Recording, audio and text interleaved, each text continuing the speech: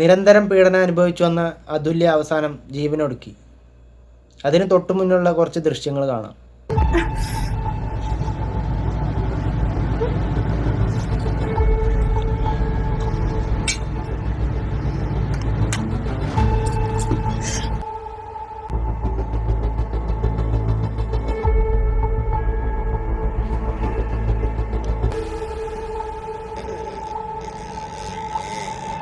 ഇവനിഞ്ഞ് എന്തൊക്കെ കഥകൾ പറഞ്ഞു കഴിഞ്ഞാലും അത് വിശ്വസിക്കാൻ ഇത്തിരി പാടാ. നമ്മൾ അരിഭക്ഷണം തന്നെ കഴിക്കണം. എന്നിട്ട് മീഡിയക്ക് മുന്നിൽ വന്നിട്ട് കരഞ്ഞു മെഴുകണുണ്ട്. അതൊന്ന് കാണാം. എനിക്കൊന്നും അറിയില്ല. ജോലി പോലും പോകുന്നു എനിക്ക് തോന്നുന്നത്. എന്താ ജോലി പോകുന്നോ? അവിടെ ഒരു ജീവൻ തന്നെ പോയി കിടക്കുമ്പോൾ എനിക്ക് ജോലിയാണ് ഏറ്റവും വലുത്. ഞാൻ HR ഞാൻ എൻ്റെ ഗ്രൂപ്പിൽ ഞാൻ എല്ലാ ഗ്രൂപ്പിലും ഉണ്ട്. 10ാം ക്ലാസ് +2 ഞാൻ ഡിഗ്രി ജോലിക്ക് വന്ന് എല്ലാ ഗ്രൂപ്പിലും ഇങ്ങനെ വന്നപ്പോൾ സതീഷ് നിനക്കിത് പറ്റിയോടാ എന്തോ പറ്റിയെന്ന് ചോദിച്ചപ്പോൾ ഞാൻ എല്ലാം വീഡിയോസും എൻ്റെ ഫോട്ടോസും എല്ലാം ഞാൻ അയച്ചു കൊടുത്തിട്ടുണ്ട് ഇതാണ് സംഭവിച്ചെന്നുള്ളത്. പിന്നെ അവർ പറഞ്ഞു അവളാണ് ഏറ്റവും കൂടുതൽ ആ കുഞ്ഞിനെ എന്നെ ഉപദ്രവിക്കുന്നത്. അവളെന്നെ ഉപദ്രവിച്ചിട്ടുണ്ടെങ്കിൽ അവൾക്കത് ചെയ്യേണ്ട വല്ല കാര്യമുണ്ടോ? എന്താ വർത്താനം?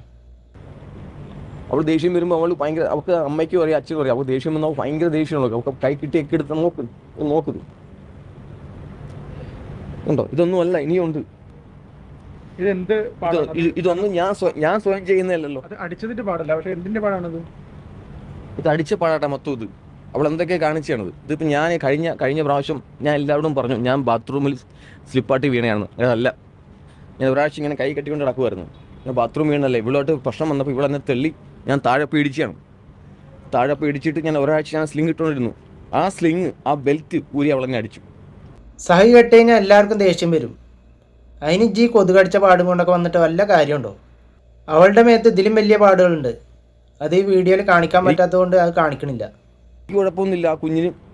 ആ കുഞ്ഞ് കാണിച്ചത് അവിടെ ദേഷ്യമാണ്. ഞാൻ ഒരിക്കലും അവളെ കുറ്റം പറയത്തില്ല. ആ കുഞ്ഞ് എന്നോട് സ്നേഹം കൊണ്ട് കാണിച്ചാണ്. കുഞ്ഞെന്ന് 10,000 വട്ടം പറയുന്നുണ്ട്. അത് ജീവിതത്തിൽ നേരത്തിൽ വിളിച്ചിട്ടാണെങ്കിൽ ഇപ്പം എനിക്ക് ഈ അവസ്ഥ ഉണ്ടാവുമോ? പിന്നെ അവൻ പറയാം അവനെ സ്നേഹം കൊണ്ടാത്തരേ. അവനെ സ്നേഹം കൊണ്ട് ആരെങ്കിലും ജീവൻ കൊടുക്കുമോ? അവൻ്റെ തലമണ്ട അടിച്ചു പൊട്ടിക്കയ്യ. ഒരിക്കലും സൂയിസൈഡ് ചെയ്യത്തില്ല. അത് 100 അല്ല 200% ഞാൻ പറയുന്നു. എൻ്റെ കുഞ്ഞ് ഒന്നുകിൽ എന്നെ പേടിപ്പിക്കാൻ കാണിച്ച അബദ്ധം, ഇല്ലെങ്കിൽ അവൾക്ക് എന്തോ പറ്റി. എനിക്കിത് അറിയണം. എന്നിട്ടേ ഞാൻ ഇവിടുന്ന് പോകത്തുള്ളൂ. എന്നിട്ടേ ഞാൻ ചാവത്തുള്ളൂ. ഞാൻ അടുത്ത സ്റ്റെപ്പ് എന്താണ് ചെയ്യേണ്ടത്? എൻ്റെ കൂടെ ആരുമില്ല. അതെന്തായാലും വൈകാതെ അറിയും. അത് നാട് വേറെയാണ്. ഞാൻ സ്നേഹിച്ചിട്ടുള്ളൂ, ഉപദ്രവിച്ചിട്ടുണ്ട്. ശരി, എന്തൊക്കെയാ ഈ പറയണേ? സ്നേഹിച്ചിട്ടുണ്ട്, ഉപദ്രവിച്ചിട്ടുണ്ട്, ഏതെങ്കിലും ഒന്ന് പറയേ. എൻ്റെ അമ്മ എനിക്ക് വിളിക്കാൻ പറ്റില്ല കേട്ടാ. 2-3 വർഷമായിട്ട് വിളിക്കാത്ത അവരെ ഞാൻ എങ്ങനെ വിളിക്കും? എൻ്റെ അനിയനെ വിളിച്ചു, അതുല് അവൻ വിളിച്ചു. അവൻ്റെ കൂട്ടുകാർ വന്ന് രാത്രി അവനെ സപ്പോർട്ട് എനിക്കുണ്ട്. വിഷമിക്കേണ്ട, ഇത്രയും ദ്രോഹം ഞാൻ അവനെ മൈൻഡ് ചെയ്യാതെ അവൻ്റെ കയ്യിൽ നോക്കാം. അവൻ കല്യാണം കഴിക്കാൻ ഇരിക്കണം. സ്വന്തം അമ്മനെ പോലും നേരത്തിൽ നോക്കാത്ത ആളാണ്. പിന്നെ ഭാര്യനെ നേരത്തിൽ നോക്കുമല്ലോ. അത് വല്ല അനാഥ മന്ദിരത്തിലും ഉണ്ടാവും, അത് ഉറപ്പാണ്. ഇവരൊക്കെ എന്ന് പറഞ്ഞു കഴിഞ്ഞാൽ പണത്തിൻ്റെയും ബിസിനസ്സിൻ്റെ ഒക്കെ പിന്നാലെ നടക്കുന്ന ആൾക്കാരാണ്. ഇവർക്ക് എന്ത് ദാമ്പത്യം?